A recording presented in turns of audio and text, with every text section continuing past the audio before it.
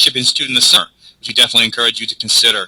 That ties also to this inquiry because students work with this as well. All right. Now, are there any questions about what we've talked about so far? We are almost done.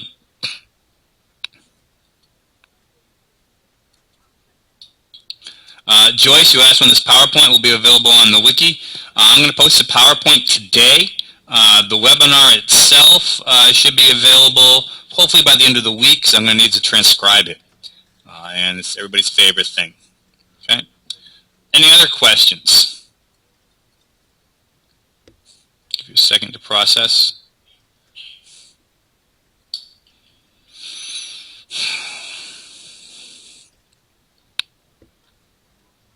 Well, of course, if you have other questions, you can certainly shoot us an email as we go. But we're going to talk now and start sort of wrapping us up toward the end, talking about some of the challenges. I'm sure challenges are on our minds.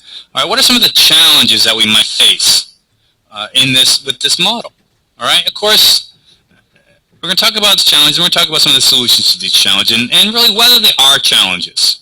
We have the length of the class period, all right, pressures of coverage, breadth versus depth, discomfort with the approach, potential for disorganization.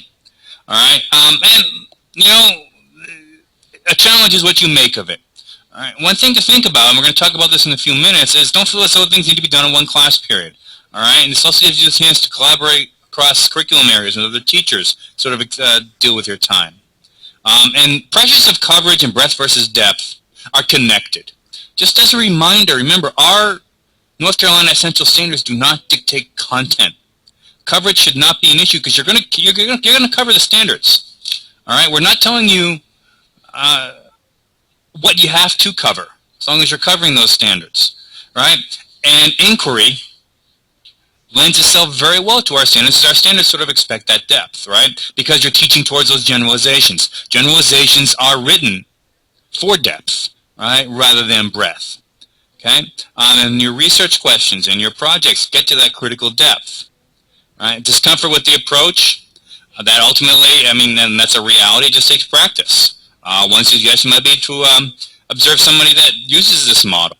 Take a look at some of the BIE videos. We also have some stuff we've linked for you in this PowerPoint with resources. Michelle found a fantastic set of videos on the teaching channel that looks at inquiry-based classrooms and instruction. Again, really a chance to take a look at that. And of course, potential for disorganization. All right, a famous movie once said, "I have one word for you, plastics. I have one word for you, planning." All right, this is where planning comes into play.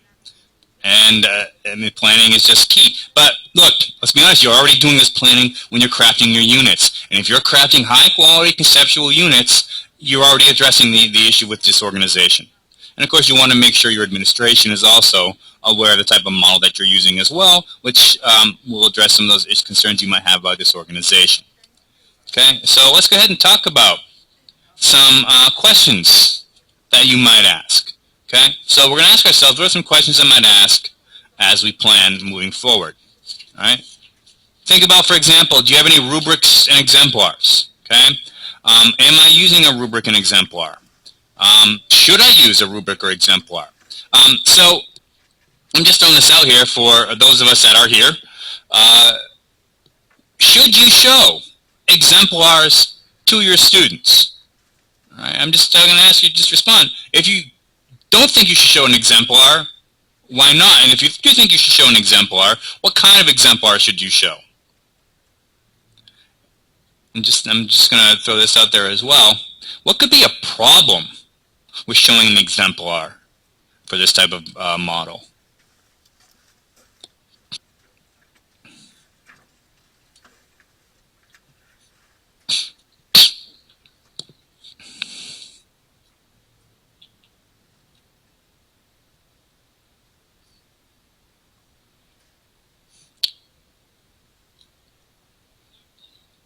Anyone? All right, well, I'll answer. I have an answer. Okay, yay, Steve. All right, well, one of the issues with showing exemplars could be that students work towards the exemplar really than what you're trying to get them to do. All right, so way to address that would be to perhaps show them an exemplar from a completely unrelated project, but that still has sort of the expectations, all right, and still shows them high quality work. All right? And of course, you always want to have a rubric of some kind that students are using. Okay, Kim, thank you so much. To show them the way they understand what you're looking for and how far to take their project. I've done this before and it worked wonderfully. They went above and beyond. Fantastic. All right. And that's a very good point. All right. And again, throwing the question out there, and again, it's really personal preference, and the research is mixed. But again, one concern with showing them an exemplar specifically related to the project that they're doing or the question that they're exploring is they're really sort of just copying the exemplar. Not like Kim had that issue though, and that's good. All right. But as long as you have those rubrics, that really takes care of itself. All right. Thank you so much for your response, Kim. Really appreciate it. All right, now formative assessment. All right, do I include effective formative assessment, all right, in my planning here? And so really think about what makes an effective formative assessment and inquiry model. And we've talked about that as we've gone throughout this. All right, as for example, students working in collaboration. And that reflective piece we talked about could really where be a lot of that formative assessment takes place. Do students understand the questions? Do they understand the process? All right, do they understand the generalizations that you're working towards? All right. Time. Time is on my side, and it is on your side in the inquiry model. And you know why? Because you don't actually need to make time. And why don't we need to make time? Because we've already worked it into our units. All right. We're working inquiry into our conceptual units and lesson plans. Time takes care of itself. All right. So just think about that. Don't let the time element frighten you, because you're already doing this. You guys are fantastic at developing units. We're starting to see some really good stuff happening across the state. You're able to do this already. Don't let time be an issue here when you're using the inquiry model. Authenticity is so very important. All right. You need to think about what does it mean to be, just because something is authentic to you doesn't necessarily mean it's authentic to your students, if you understand what I'm getting at here. You want to definitely make sure that your students understand why what they're doing matters. And it gets to that relevance, right? All right. Really connects back to quality instruction in the social studies, all right, that authenticity and that relevance. Okay. And quality and rigor. Does the culture encourage quality and rigor? We've talked about this already in our classroom environment.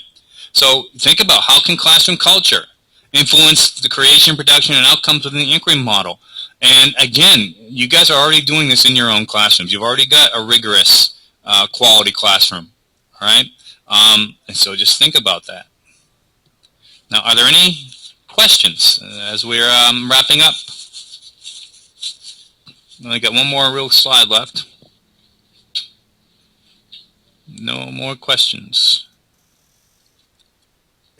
Okay. All right, so problems. Well, we don't have more money, so that's not a problem, but we have other problems. And other problems could be making mistakes, right? You might make mistakes in planning, students might make mistakes, but we need to recognize it's okay if you make mistakes, and it's okay if our kids make mistakes. And this can be hard for kids today to understand, but mistakes can be learning experiences. And in an inquiry model, mistakes are expected, all right? Because for many students, this could be the first time they're really trying to go this deeply. For you, this could be one of the first times you're trying to go this deeply. Mistakes can be learning experiences, and we build on those learning experiences, all right? Modeling, practice, and feedback is so very key, all right? Active listening and full group attention really need to be modeled, practiced. You need to give students constant feedback on their work. You want to, of course, give students the opportunity to discuss differences and explore discrepancies. Right? Students should be ready to dig into discrepancies that appear in a variety of their resources, for example, and they should be provided with time to do so. Discussing differences and contradicting information that results in a variety of sources and evaluating the evidence that led to different conclusions are important exercises in sort of developing those critical thinking and self-directed learning skills. This is why collaboration is important, because students could really interpret two sources completely different ways. One source in two completely different ways. All right? And remember too, planning can't be locked in stone. One of the things we emphasize in our summer institutes and our RESAs is that planning is an iterative process. So even with this model, planning can't be locked in stone. You got to be willing to go back to it, revise it as you go, and even as the mistakes happen. All right, we're going to go back to our units and we'll revise them, go back to them, fix what works, change what doesn't work. All right, excuse me, fix what doesn't work. I apologize. You don't want to fix what works because then you'll be in Congress. Okay. And then we have a reference there at the bottom, Project-Based Learning Research Review from Edutopia. And we have the links there for you. This is a very recent, rather recent article from last year, so I encourage you to check that out. All right, and then we have a number of resources that are available here. We have, and we've given you sort of what they're about generally and where you can find them. And again, these are on the wiki, and what I'll do is I'll go ahead and also just pull out and create a separate document and put these on the wiki as well in that same place. And we have the Buck Institute, which has some really good stuff. We have some sample inquiry projects. I showed you the link to that earlier. We have a project-based learning guide, which gets into it. The C3 framework, again, there was questions about the C3 framework earlier. We have the entire C3 framework for you there. We have the History Lab, which is fantastic. Our internet is being a little wonky, so unfortunately if I take you to it, I'm afraid I won't be able to get back. But the History Lab is really a new thing coming out of Maryland, and it is fantastic. Really get into that inquiry model. Encourage you to check it out. And then we have some of the videos that Michelle found for us on the teaching channel, on inquiry-based teaching linked for you. And then we have some scholarly research as well, where when your principal says, hey, why are you doing this? You can pull out this inquiry research and say, this is why I'm doing this, and this is how it's going to help my students. So we have some links to the research there for you.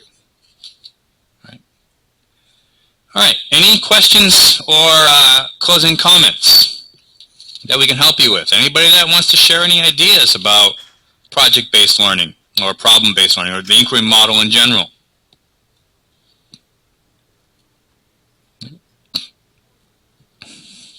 Give me a second to process.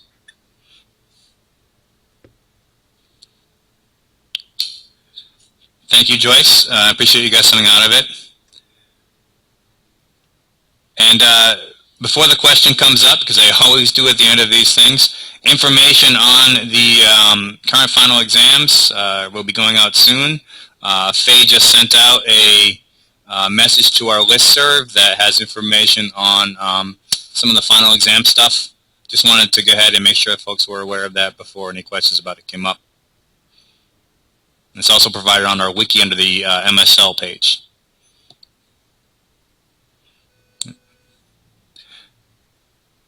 Well, if there are no other questions, again, on behalf of Michelle and Ann and Faye and Justin, really want to, and of course myself, I really want to thank you so much for attending and participating, especially participating in this webinar. And this will be archived hopefully by the end of the week. And we look forward to seeing you at our next webinar. And Kim, thank you so much for your kind words. And please share the word about our webinars, because we would love to see some more folks coming rather than waiting for the archive. All right. Thank you so much. And again, thank you, ladies and gentlemen. Thank you, Kelly, for coming out of Oklahoma. All right. And we look forward to working with you soon. Please feel free to shoot us an email. All right. Have a wonderful social studies day. Bye-bye.